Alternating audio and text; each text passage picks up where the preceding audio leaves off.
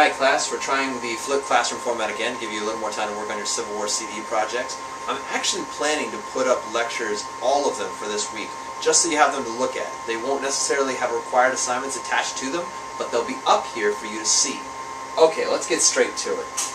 Tuesday, May 29th, it's not actually there yet. That's the day we're going to be looking at this, or you'll be working on your Civil War CD project. So, I'm not actually assigning this in advance. You guys are obviously going to ask me questions about this on Tuesday. That's fine. I changed my mind. I decided that you guys could voluntarily take this on as a homework assignment on that day, and therefore use that day to do your CD assignment. However, I wanted more time to get things together, and I realized I didn't absolutely need to have it for Tuesday. So, there you go. So the objective for this day: students will examine the end of the Civil War in order to identify what made the Confederates surrender, smiley face, and explain why Lincoln didn't live to see the country united, not smiley face. Alright, the warm-up says, why was the Union's victory in Gettysburg so important? So we're flipping back a bit, going back over one lesson, and we're asking why. Why did it matter so much that the Union victory in Gettysburg happened? I'd add on to that the Union victory in Vicksburg. Those two victories happened on the same day. Remember, they mentioned it in the movie Glory. July 4th, 1863. Both of those cities fall to Union forces. Why does that matter so much? Well, I should say Gettysburg did not fall. Gettysburg was already a Union city. It was defended. Vicksburg fell. But the Confederates lost badly in both places. Why does that matter? I mean, it's great that they lost for the Union, but why is that so important? Alright. Now, we're probably going to do this warm-up in class tomorrow, honestly. That's fine. So you won't need to write down the answer because you already have it. But I'm just going to go over the answer quickly here. So, the reason why this is so important is because it turns the tide. The Confederates have lost momentum. Robert E. Lee has to go limping home to Virginia, and the city of Vicksburg is lost, giving the Union Army total control of the Mississippi River. That's a big deal. Remember Scott's plan, the anaconda that's going to strangle off the South. Well, now they've got the Mississippi leg of that plan totally under control. Alright, so this says open to pages 533 and 537. Now, I say 533 and 537, not 533 to 537. It's only these two pages you're going to need to look at to answer a few questions. Surrender at Appomattox. First question, why did Grant have mixed feelings about Lee surrendering? So what you're going to see is that Lee's army is going to be put up against it. They're eventually going to surrender, but Grant's going to have mixed feelings about it. And I want you to tell me why. There's a quote from Grant that you're looking for on one of those two pages that's going to explain it to you. So the second question, what made Lee send a message to Grant saying that the Confederates surrender? Lee didn't just decide one day that, it was fun, but we're done. He had a reason. What finally made him give up the fight? There's a very clear reason that it happened. Tell me what it was.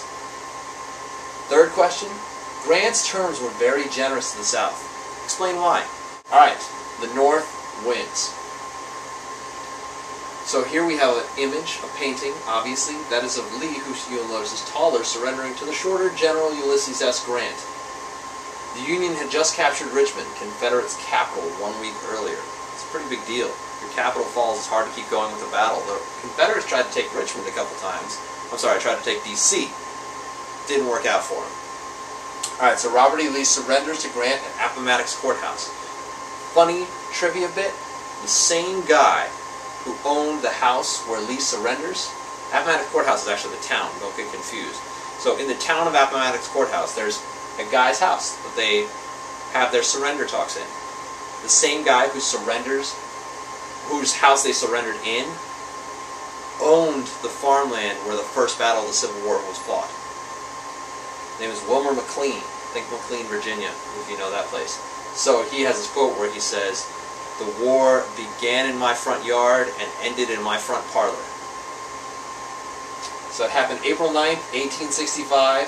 2.5-hour meeting between all those generals. Look at that. That's like the entire command staff. Though you'll notice we've got 2 gray suits and how many blue suits? Whoa. So you can kind of tell who's the winning side in this debate. 5 days later, though, something terrible happens. This man pulls a gun, caps Lincoln in the back of the head. Lincoln was trying to go on a double date to get out of the White House. There's his wife, Mary Todd, so it took him a while, 2 weeks, to find a couple that was actually willing to go with him. But he found this woman and a military officer. I believe he was a major. I'd have to double check. The major saw the assassin coming and tried to stop him, but he wasn't able to. Even afterwards, he tried to tackle him, but he wasn't able to. Here's another artist's portrayal of how that might have looked. John Wilkes Booth, that is our assassin, stepping out from behind the curtain. This is very close range. I want you to understand that. This painting does a good job of showing how close the gun was to the back of Lincoln's head. Lincoln's holding his eye like that because the bullet doesn't actually come out. It stops right behind Lincoln's right eye. So it goes straight through his head all the way to right behind his right eye and stays there. Lincoln falls unconscious immediately. He is out. Here is another artist's portrayal of what happened exactly after. John Wilkes Booth, like I said, the major tries to tackle him. John Wilkes Booth dodges, and instead of going back the way he came, he jumps out of the box onto the stage. Lincoln was at a theater, Ford's Theater. It's still there in Washington, D.C. In fact, they still have Lincoln's box perfectly preserved. And you can see, here's where most of the audience sits, like you'd see in a theater today. And here's the stage, and Lincoln has a box right next to the stage to watch shows. So he's actually looking at the stage from the side, not from the front. And Booth uses this to jump from the box down onto the stage. Now, if you couldn't tell, look at Booth's height, look at the distance he's crossing. That's actually not a short jump. And Booth suffers for it. He doesn't land correctly, and he breaks a leg. Actors saying, break a leg, he really did it. But he still manages to hobble from there out the back of the theater where there was a man waiting for him with a horse. And he will ride away.